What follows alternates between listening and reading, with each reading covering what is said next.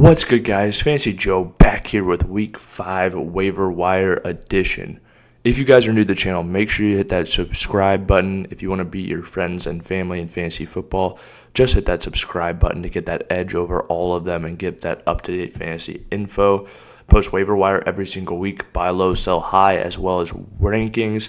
And if you guys have any fantasy questions, should I start this player, this wide receiver, this running back? Should I make this trade? Should I cut this player? Whatever it may be, all you have to do is comment down below, and I respond to every single fantasy football comment. So you're going to get that response. You're going to have that straight fantasy hotline, and it really helps out the channel, which I appreciate. But if you guys are serious about bringing home that championship, hit that subscribe button this year. All right, let's dive into waivers. This is my nope. If Jaxson Smith and Jigba's on your waivers, you should grab him. My top waiver wire ad at QB right now is Jaxson Dart, though.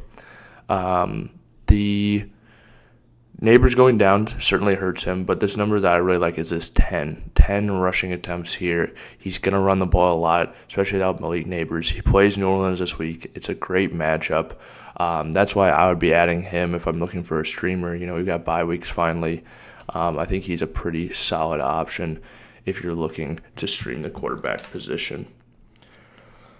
Not a whole lot of other things really happened at QB. Let me just see real quick if I have anybody in my notes that's worth adding besides him. Matthew Stafford, if he's out there, I don't think it's a bad ad. But that's about it. And then moving on, so we talked about this guy a lot last week, so hopefully you guys went out there and grabbed him. Woody Marks was our top waiver wire ad last week. Looks like he's taken over the job now in Houston. 17 carries, 69 yards, a touchdown, 4 receptions for 50 yards, and a touchdown. Looks good. He looks like the only running back that can get anything done behind this offensive line. Right now, he looks like an RB2 rest of season. Great matchup for him this week against Baltimore, although I think it might be tougher than it was last week against Tennessee, just with how game script could go, but who knows what happens. The Ravens are 1-3, and their defense has been porous, but I think Woody Marks is a great ad and somebody you're going to wish that this is why you hit that subscribe button this channel, so you can get him last week. Another guy I'll point out is a good ad, Kenneth Gainwell. Now, we could see Warren back this week, but I still think he's going to be pretty involved in the offense. 19 for 99. I mean, they do have the bye. But still, I think a guy to stash if you're in a deeper league. We saw, what he can do with Warren out, and it's definitely not Caleb Johnson. It's going to be the Kenneth Gainwell show if anything happens to Warren. So that's what would be an ad there for me. Another guy I would add even ahead of Gainwell probably, because, again, there's some upside here. Kendre Miller.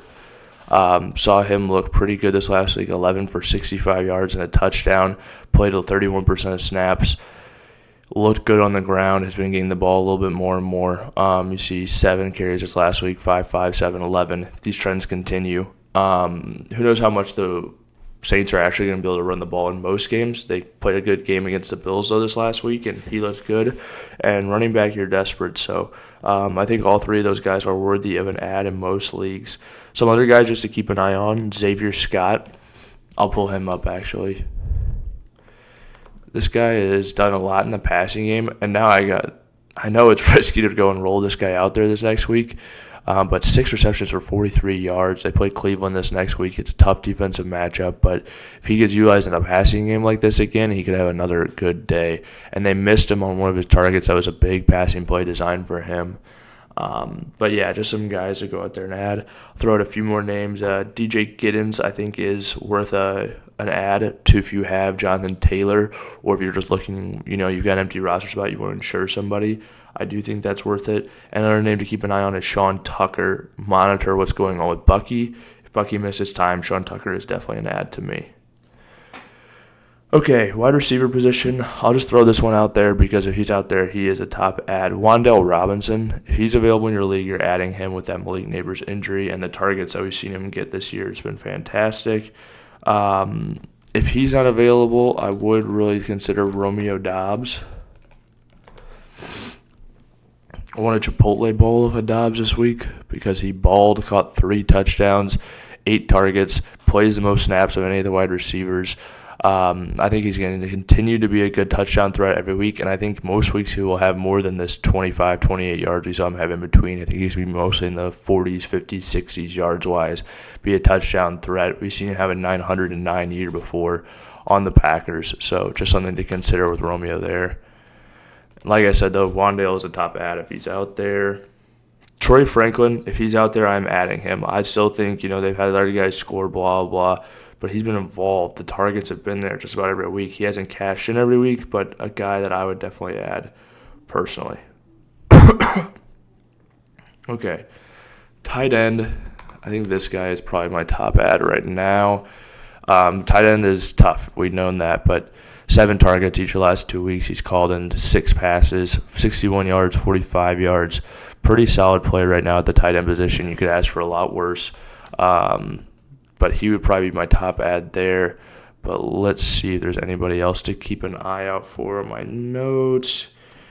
Harold Fanin, I do still think is worth rostering, although honestly at this point I think I would probably play Brenton Strange. I do think Mason Taylor versus Dallas is going to be another interesting guy. We've seen him get more and more utilized in these last few weeks. Rookie tight end for the New York Jets out of LSU. He's a second-round pick, and he plays a lot of the snaps, so that's a good thing as far as utilization goes. Theo Johnson. I saw he had some flashes last year, but that's not enough involvement really. Zach Ertz is available in your league. I would go out there and get him. He's owned in about 70% of leagues, though. But yeah, those would be my top guys at the tight end position. On defense, I really like the Browns defense if they're available in your league. Cardinals against Tennessee, another good start. And then, let's see, Giants defense against New Orleans. You can do that with that defensive line for sure. So there's 3 really good plays right there. And even Colts, if you want to play them against Vegas, we've seen Geno Smith struggle a lot this year, and their offensive playmakers have left a lot to be desired, although Ashton had his first good week last week. But yeah, I think all those are not bad plays at all. If you guys have made it to this point in the video, please hit that like button, hit that subscribe button. If you have any questions or comments, drop them in the comment section down below. I'll respond to every single one of them. This has been Fantasy Joe. Thank you guys so much for watching.